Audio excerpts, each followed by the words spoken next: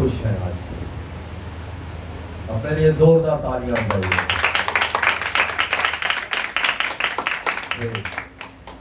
کیونکہ یہ لمحات جو ہیں ہر کسی کو نہیں ملے اور ہر کوئی اپنی دنیا داری کے کاموں میں یا تو مگن ہے.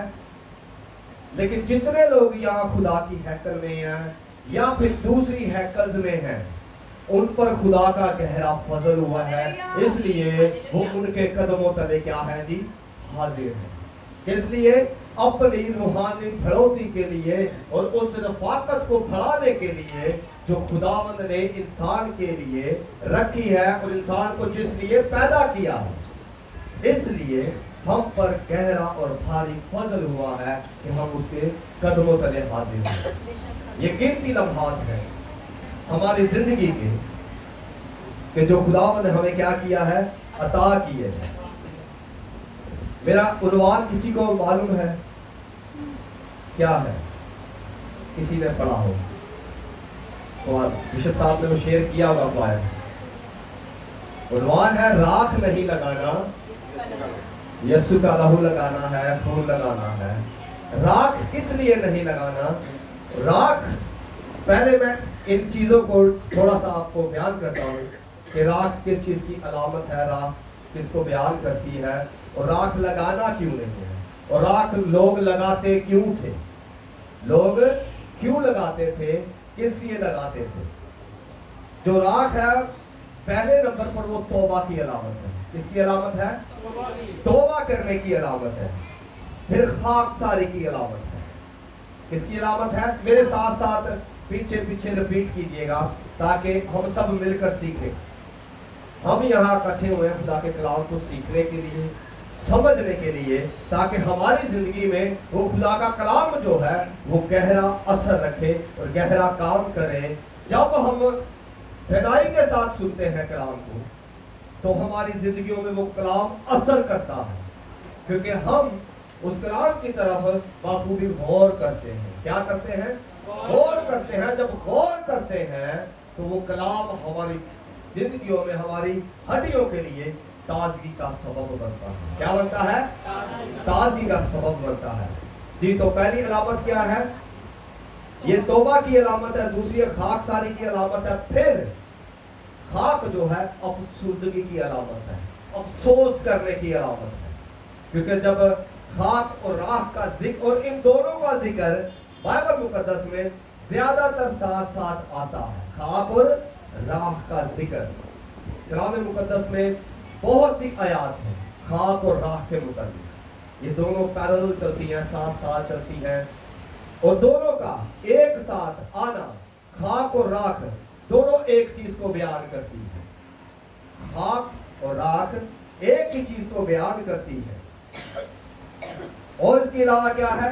گناہوں سے انکاری کا نشان ہے خاک اور راکھ. گناہوں سے انکاری کا نشان ہے خاک اور راکھ. جب ہم گناہوں سے توبہ کرتے ہیں تو تب بھی کلام مقدس میں ہمیں آیات ملتی ہیں, درج حوالہ جات ملتے ہیں کہ لوگوں نے اپنے آپ کو گناہ سے باز رکھنے کے لیے اپنے سر پر خاک ڈالی اور راکھ ڈالی, اور راکھ پر بیٹھ گئے, خاک پر بیٹھ گئے, ٹاٹ اوڑھ لیا. اور اس کا تعلق روزہ کے ساتھ منسلک کیا جاتا ہے, کیونکہ یہ جو سیزن ہے یہ لینٹ کا سیزن کہلایا جاتا ہے. راکھ کا بدھ مطلب روزوں کا آغاز, روزوں کا آغاز. جی, اور اس کی علامت ہے کہ یہ شریروں کو راکھ کہا گیا ہے, شریروں کو بھی راکھ کہا گیا ہے. ملاکی کی کتاب میں حوالہ نوٹ کر لیں اگر آپ پڑھنا چاہیں تو. ملاکی 4:3 آیت میں لکھا ہے کہ جو راکھ ہے وہ شریروں کو بھی بیان کرتی ہے, شریروں کو بھی تشبیہاً بتاتی ہے راکھ. اور لہو کس لیے ہم نے لگانا ہے؟ لہو اس لیے لگانا ہے ہم نے راکھ کی طرف اس لیے نہیں دیکھنا کیونکہ وہ جو چھٹکارا اور رہائی تھی وہ وقتی طور پر تھی. کب تک تھی؟ وقتی طور پر تھی کہ سال با سال لوگ جو تھے وہ راکھ لگاتے تھے اور اپنے گناہوں کے چھٹکارے کے لیے اس کی راکھ اپنے ماتھا پر لگاتے تھے. اور یہ جو ہے ये 7वीं सदी से राख लगाने का अमल जो है ये शुरू हुआ, लेकिन कलीसिया में लगाने का अमल 8वीं सदी में जारी हुआ था। किस सदी में जारी हुआ था? 8वीं सदी में कि कलीसियाएं जो है वो राख लगाना शुरू हो गई थी। और वो राख थी किसकी?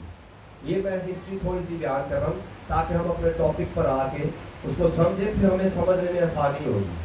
ठीक है जी, फिर हमें समझने में आसानी होगी कि हम किस लिए इकट्ठा हुए। और फिर खून जो है, सॉरी जो राख है, वो बैलों, वो जो सुर्ख बछिया होती थी वो उसको जलाते थे और उसकी राख को बटोर लेते थे, और उसको बटोरने वाला भी नापाक गिना जाता था। जब वो उसको बटोर कर किसी पाक तरीन जगह पर रख लेता था, उसके बाद वो कपड़े बदलता, तब वो पाक हालत में आता था। जब तक वो राख बटोरता वो नापाकी की हालत में रहता था। किस हालत में रहता था? नापाकी की हालत में रहता था। लेकिन जब वो राख को इकट्ठा कर लेता तो वो राख जो पिछले साल की लगाई हुई थी वो अगले साल में यूज करते। फिर उसके बाद ये राख अब जो इस्तेमाल की जाती है वो खजूरों की डालियों की राख इस्तेमाल की जाती है। किसकी इस्तेमाल की जाती है?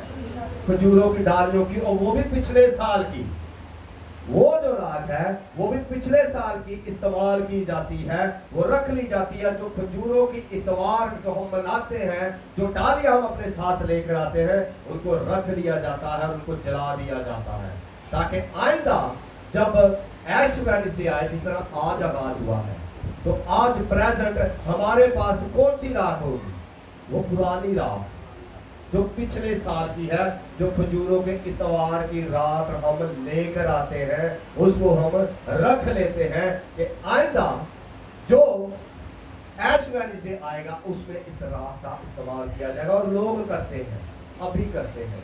लेकिन जो प्रोटेस्टेंट कलीसिया थी, जो प्रोटेस्टेंट कलीसिया थी, जिस तरह हमारा ताल्लुक प्रोटेस्टेंट कलीसिया से, जो कैथोलिक कलीसिया थी, ये उनमें रिवाज था और अभी भी है। और रोम की कलीसिया वो अभी भी करती है, अभी तक उसमें ये रिवाज जो है वो राइज है। वो अभी भी माथों पर राख लगाते हैं। मीडिया पर आप लोगों ने बहुत सा देखा भी होगा कि लोग माथों पर राख लगाते हैं, क्रॉस बनाते हैं और अपने आप को खाकसार बनने का ढोंग कह ले या काम कह ले या उनका जो नेचर है वो कह ले, कुछ भी कह सकते हैं आप। जो उनकी नेचर है वो उस तरह करते हैं। लेकिन 16वीं सदी में, कौन सी सदी में? 16वीं सदी में जो प्रोटेस्टेंट कलीसिया थी, इसने ये राख लगाना बंद कर दिया, क्योंकि उन पर वो चीजें आया होना शुरू हो गई कि राख जो है वो किसी काम ना आने की, वो उसमें कोई काम नहीं करने की। इसके बदले हमें क्या करना है? वो सेहरा लगाना है जो यीशु मसीह ने हमारी खातिर अपना कीमती लहू जो है वो बहा दिया। हमने उसके लहू की तरफ देखना है। और इसके लिए कलाम दर्ज में यशायाह की किताब 58 जो चैप्टर है उसमें दर्ज है कि हमें उस सेहरे की तरफ नहीं, वो दुखों वाली राख नहीं लगानी, हमें उसके लहू की तरफ निशान करना है, लगाना है। तो ये अलामती निशानात है। और फिर जो खून है वो जिंदगी में दाखिल हो जाने की अलामत है। जो यीशु का लहू है वो किस में दाखिल हो जाने का निशान है? जिंदगी में दाखिल हो जाने का निशान है। इस तरह हम अपने आप को क्या करते हैं जी? जिंदगी में दाखिल कर लेते हैं। जब हम यीशु के लहू की तरफ निगाह करते हैं, अपनी निगाह पूरे तौर पर उसकी तरफ लगा देते हैं कि उसने मेरे गुनाहों की खातिर, किसके गुनाहों की खातिर? मेरे गुनाहों की खातिर, ना कि किसी दूसरे के गुनाहों की खातिर। यहाँ हर एक शख्स शख्सी तौर पर जब तक कबूल नहीं करेगा, शख्सी खुद से खुद इनकारी नहीं करेगा, खुद से उस लहू का इकरार नहीं करेगा, वो जिंदगी में दाखिल नहीं हो सकता। आज मेरे साथ हवाला निकालिएगा। ये थी हिस्ट्री की बात।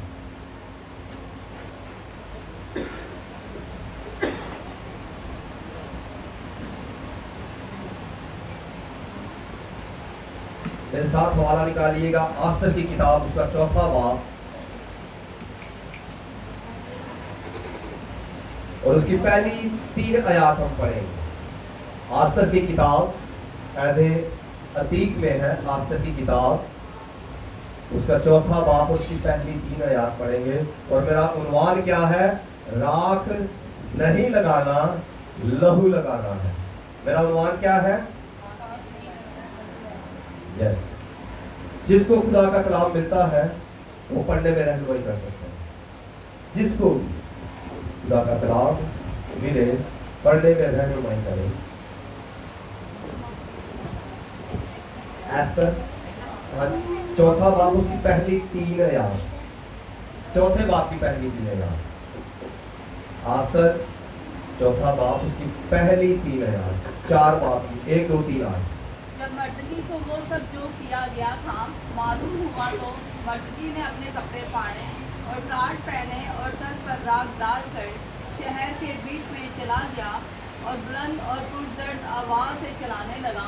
और वो बादशाह के फाटक के सामने भी आया, क्योंकि टाट पहने हुए कोई बादशाह के फाटक के अंदर जाने ना पाता था।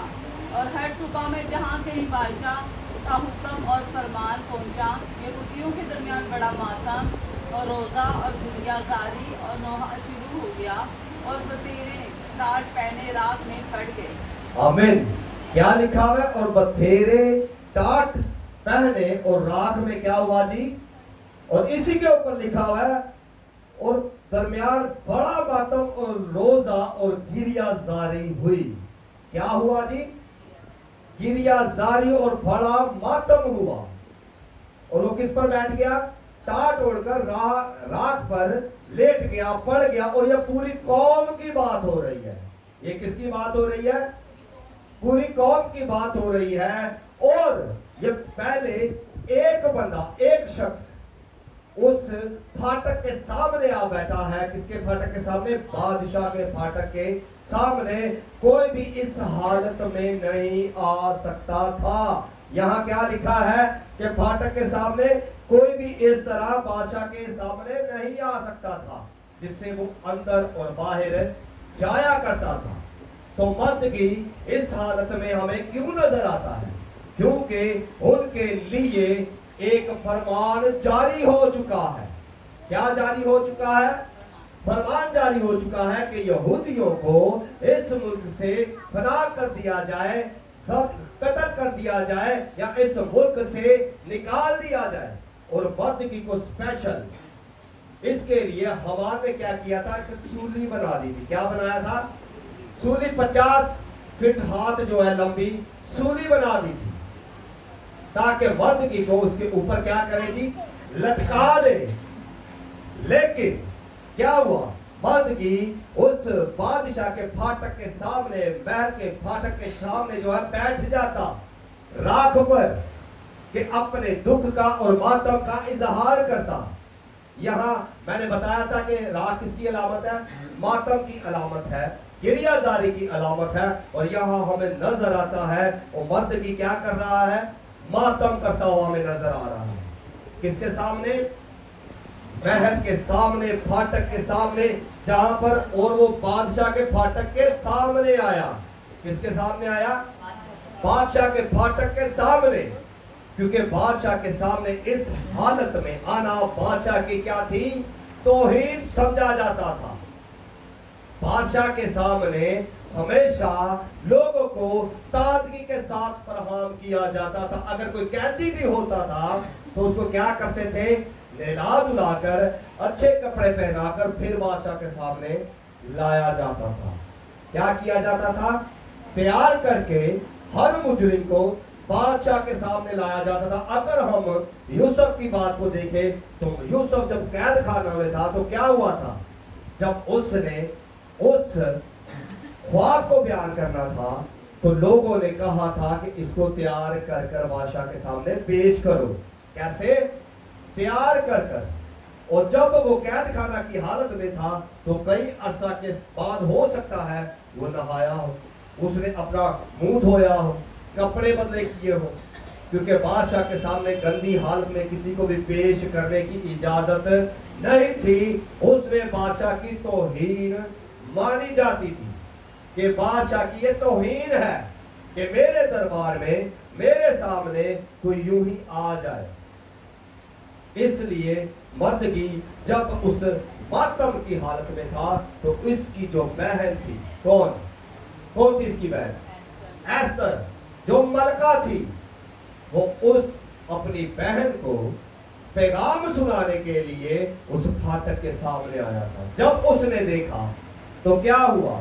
पैगाम भेजा, कहला भेजा कि मेरे भाई से पूछो कि इस हालत में क्यों है, क्योंकि ये कोई खास बड़ी वजह है जिसकी बिना पर मर्दगी इस हालत में है। तो क्या हुआ था? फिर मर्दगी ने भी उसके साथ मिलकर आहो जारी की, नाला किया, राख पर बैठी, टाट ओढ़ा और रोजा में ठहर गई। तो फिर क्या हुआ था? वो हुक्म जो बादशाह ने जारी किया था हमान के जरिया से, जो नेगेटिव सोच रखने वाले लोग हैं हमारे दरमियान होते हुए हमें दिखते नहीं है। बादशाह के साथ रहने वाला बादशाह को नेगेटिव सोच फराहम कर रहा है। जो बादशाह के साथ रहता है वो नेगेटिव सोच फराहम कर रहा है कि ये लोग ठीक नहीं है। क्यों ठीक नहीं है? क्योंकि वो अपने खुदा की पैरवी करते थे और जिंदा खुदा के खिलाफ दुनिया शुरू से ही मुखालिफ है। दुनिया शुरू से ही जिंदा खुदा के खिलाफ मुखालिफ सिमत में खड़ी है। इसलिए उन्होंने क्या किया जी? रोजा रखा, टाट ओढ़ा, फिर उनसे वो क्या हुआ? वो कत्ल का जो ऑर्डिनेंस पास हुआ था, जो लॉ पास हुआ था, वो कैंसिल हो गया। सिर्फ राख पर बैठने के लिए उन्होंने मातम किया, खुदा के हजूर क्रिया जारी की। तब उनसे क्या हुआ? वो सारा ऑर्डिनेंस कैंसिल कर दिया गया और उनको बहाली मिल गई। जब हम राख और खाक में बैठते और मातम करते हैं और पूरे दिल से खुदावन के तलबगार होते हैं तो वो हमारी अर्जियों को सुनता और उन्हें क्या करता है? कबूल करता और हमें जवाब अता करता है। आए मेरे साथ एक हवाला निकालिएगा।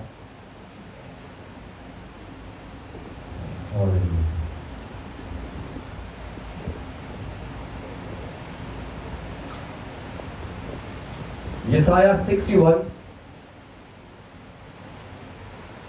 और उसकी 3 आयत। यसाया 61 चैप्टर, उसकी 3 वर्स, जिसकी बात कर रहे हैं कि हमने क्या करना है कि राख नहीं लगाना और लहू लगाना है।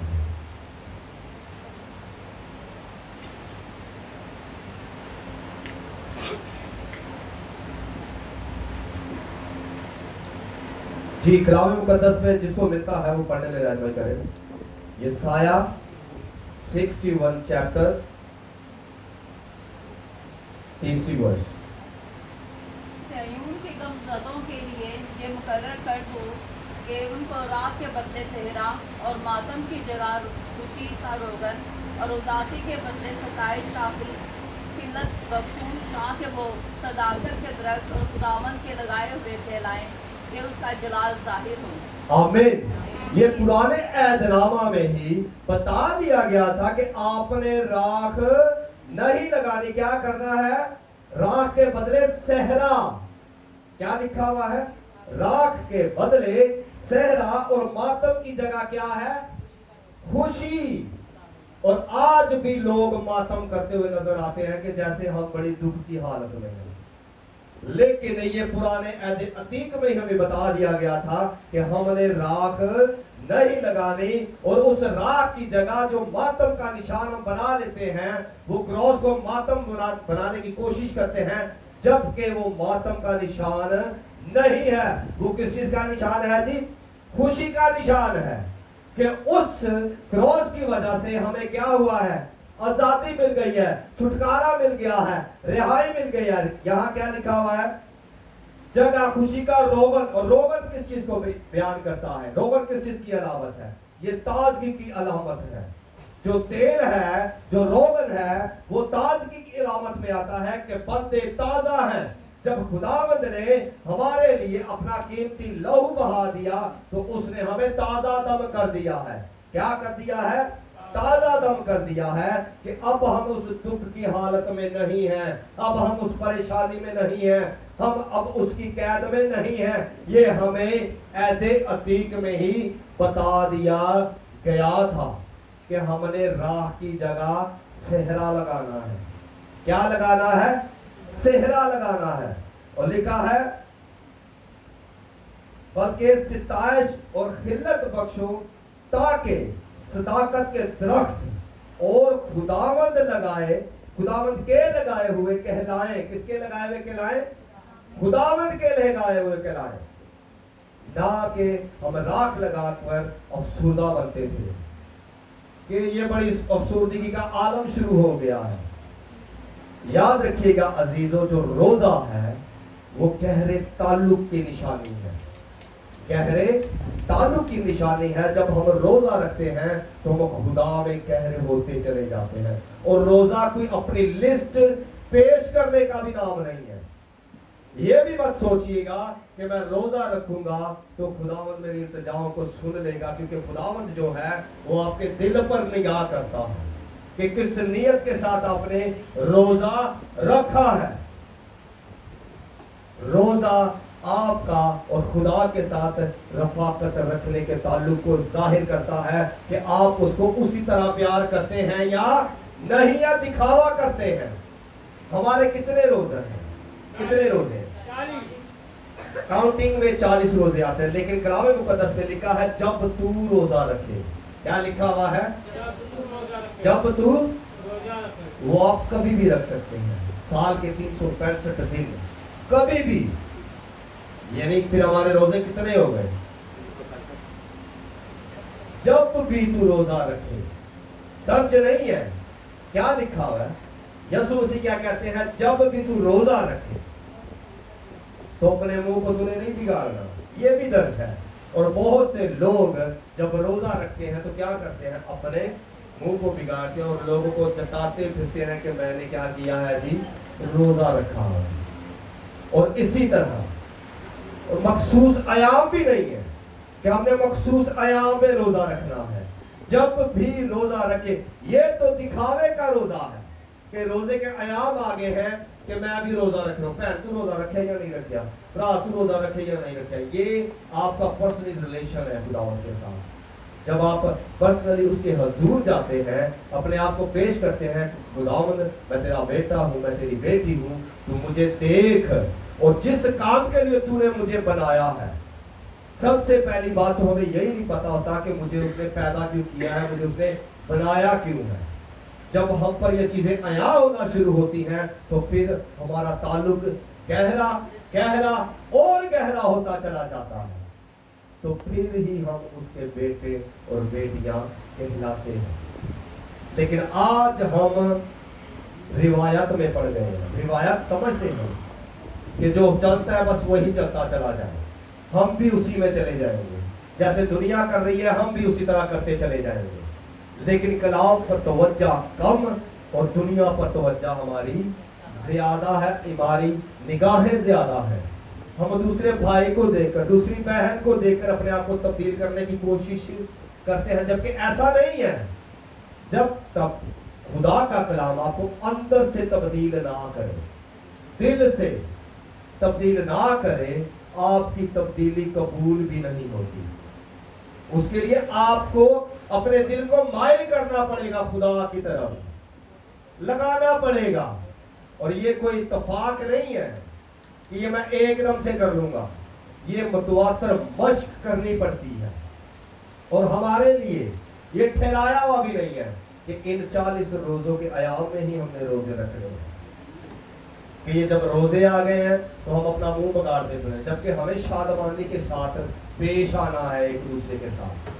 کیا لکھا ہے کہ جو تیرا دایاں ہاتھ کرتا ہے اس کو بائیں کو خبر نہ ہو. تو تبھی وہ خداوند جو ہے ہماری نیک نیتی کو جانے گا اور دیکھے گا اور نگاہ کرے گا کہ یہ جو بھی کرتا ہے پورے ایمان کے ساتھ اور مجھ پر توکل کرتا ہے, اس لیے یہ کسی کی طرف نگاہ نہیں, صرف میری طرف نگاہ کرتا ہے اور مجھے دیکھتا اور مجھے تکتا ہے. फिर वो हमारी सारी परेशानियों की उठा लेता है, फिर वो बामकसद रोजा हमारी जिंदगी में काम करता है। और रोजा जो है वो बिना मकसद के नहीं रखा जा सकता, बिना मकसद के नहीं रखा जा सकता। आप खुदा से मोहब्बत के इजहार के लिए भी रोजा रख सकते हैं कि खुदावंद मुझे तुझसे मोहब्बत है, इस मोहब्बत को और बढ़ा। क्या किसी ने कोई इस वजह से रोजा रखा? क्योंकि हम सब अपनी अपनी लिस्टें लेकर आ जाते हैं कि मेरे घर के हालात ठीक हो जाए, मैं इसलिए रोजा रखता हूँ। खुदावंद मेरा घर बन जाए, मैं इसलिए रोजा रखता हूँ। खुदावंद मेरे पास वो गाड़ी आ जाए, मैं इसलिए रोजा रखता हूँ। लेकिन खुदा के साथ रफाकत में बढ़ने का रोजा कोई रखे तो खुदावंद उसको ये सारी चीजें खुद ही अता कर देगा। क्या लिखा हुआ है? तो पहले ढूंढो उसकी बादशाही, ये सारी चीजें क्या मिलेंगी तुम्हें? इनाम में मिल जाएगी। लेकिन हम पहले दुनिया की चीजों पर निगाह करते हैं, फिर हम कहीं टाइम मिले तो खुदा की तरफ तवज्जो करते हैं। जब हम थक जाते हैं, हार जाते हैं, तंग आ जाते हैं, उसके बाद हमें खुदा की याद आती है कि हाँ हमने खुदा उसको याद करना है, होना ही दरवाजा बचे है। उससे पहले हम खुदा के कलाम की तरफ निगाह करना पसंद नहीं करते। पहले हम अपने भाई की तरफ भागेंगे, बहन की तरफ भागेंगे, रिश्तेदारों की तरफ भागेंगे कि हमारी मदद हो, हम इस मुसीबत से निकल आए, हमारा छुटकारा हो जाए। लेकिन क्या होता है? हम फंसते चले जाते हैं मजीद, क्योंकि मलाउन है वो शख्स जो इंसान पर भरोसा रखता है। ये सारी चीजें कलाम मुकद्दस में दर्ज है, लेकिन हम इन सबों को सुनकर पढ़कर अपने दिल में जगह नहीं देते, इसीलिए हम रूहानी और जिस्मानी तरक्की नहीं पाते। जब हम ध्यान देना शुरू करते हैं, जब हम अमल करना शुरू करते हैं, तो तब ही हमारी रूहानी और जिस्मानी तरक्की क्या है? फिर हमारा घर भी अच्छा होगा और फिर हमारे पास सारी दुनिया की चीजें होंगी जो हमारी ख्वाहिश है, वो भी हमारे पास होगी। जब हम उसकी हैकल में आते हैं तो क्या होता है? हमें ताजगी मिलती है। क्या मिलती है? रोगन जो है वो ताजगी का सबब है। और ये गम ज़दों को मुकर्रर के लिए उनको राख के बदले ये गम की अलामत है। राख किसको जाहिर करती है? गम की अलामत को जाहिर करती है। लेकिन हमने क्या करना है? गम के बदले सेहरे की तरफ देखना है, रोगन की तरफ जाना है, उस खून की तरफ जाना है।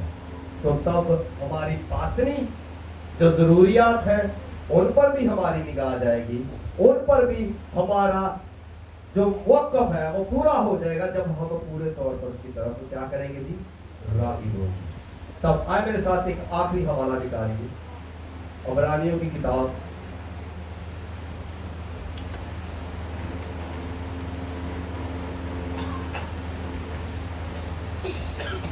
उसका 9वां बाब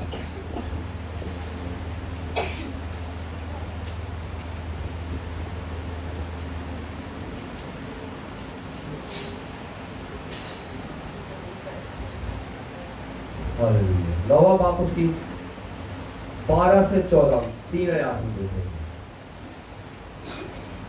और बकरों और बछड़ों का खून लेकर नहीं, बल्कि अपना ही खून लेकर पाक मकान में एक ही बार दाखिल हो गया और अपनी खलासी कराए। क्योंकि जब बकरों और बैलों के खून और गाय की राख नापाकों पर छिड़के जाने से ज़ाहिरी पाकीज़गी हासिल होती है, तो मसीह का खून जिसने अपने आप को असली रूह के वसीला से खुदा के सामने बेऐब कुर्बान कर दिया, तुम्हारे दिलों को मुर्दा कामों से क्यों ना पाक करेगा, ताकि जिंदा खुदा की इबादत करें। आमीन। यहाँ क्या लिखा हुआ है? और बकरों और बछड़ों का खून लेकर, बल्कि अपना ही खून लेकर। किसका खून लेकर? अपना ही खून लेकर पाक मकान में क्या हुआ? एक ही बार दाखिल हो गया है। इसका मतलब है कि अब दोबारा हमारे लिए कोई खून नहीं बहाया जाएगा, वो एक ही बार बहा दिया गया है। और अपना ही खून लेकर, और बैलों और बछड़ों का खून जो था वो हर साल कुर्बानी देनी पड़ती थी, वो हर साल कुर्बानी देनी पड़ती थी। جس کی بنا پر وہ لوگ راکھ پر بھی بیٹھتے تھے اور اپنے سر پر راکھ بھی لگاتے تھے، ٹاٹ بھی اوڑھتے تھے، اس لیے ان کو ہر سال یہ مشق کرنی پڑتی تھی۔ اور یسوع نے ہمیں نہیں کہا، لازم نہیں کیا کہ آپ نے کرنا ہی کرنا ہے، لازم روزے بھی ہیں۔ جو روزے لازمن قرار دیے گئے تھے ان میں بھی تھا کہ وہ جو روزہ نہیں رکھے گا وہ اپنے لوگوں میں سے کاٹ ڈالا جائے گا، اور وہ کفارے کا روزہ تھا۔ اس دن ہر ایک اپنی جان کو دکھ دیتا اور غم زدہ رہتا، اور پھر اس کو جو نہ رکھتا اس کو اپنے لوگوں میں سے کیا کر دیا جاتا؟ کاٹ دیا جاتا۔ اور یہ پرانے عہد کا قانون تھا، پرانے عہد میں یہ درج تھا، خروج کی کتاب میں یہ درج ہے۔ آگے لکھا ہے، کیونکہ جب بکروں اور بیلوں کا خون اور گائے کی راکھ ناپاکوں پر چھڑکے جانے سے ظاہری پاکیزگی ہٹتی ہے۔ کون سی پاکیزگی؟ ظاہری، جو نظر آتی ہے، ہٹتی ہے۔ تو مسیح کا خون جس نے اپنے آپ کو ازلی، کس سے؟ ازلی، جو ابد سے ہے اور ہمیشہ تک رہنے کا ہے، ازلی روح کے وسیلہ سے خدا کے سامنے بے عیب قربان کیا۔ کیسے قربان کیا ہے؟ بے عیب قربان کیا ہے۔ اس بے عیب قربان کرنے کی وجہ سے ہماری ساری مخلصی چھٹکارا اس خون کے وسیلہ سے ہو گیا۔ اسی لیے ہمیں راکھ پر نہیں لہو پر نگاہ کرنی ہے، یا لہو لگانا ہے، یا لہو کی طرف دیکھنا ہے، راکھ پر نہیں دیکھنا۔ یہ عہد عتیق میں ہی منسوخ ہو چکا تھا، ختم ہو چکا تھا۔ ابھی ہم نے جو یسایہ 61 چیپٹر کی 30 ورس میں پڑھا کہ یہ ہمارا عہد عتیق میں ہی ختم ہو چکا تھا کہ ہم نے غم کی حالت میں نہیں رہنا، منہ نہیں بگاڑنا، ہم نے تازگی کی حالت میں رہنا ہے۔ اس نے ہمارے سر پر روغن ڈال دیا ہے۔ تبھی تو لکھا ہے کہ جب تو روزہ رکھے اور اپنے سر پہ کیا کر؟ تیل ڈال۔ تیل کس چیز کی علامت ہے؟ تازگی کی۔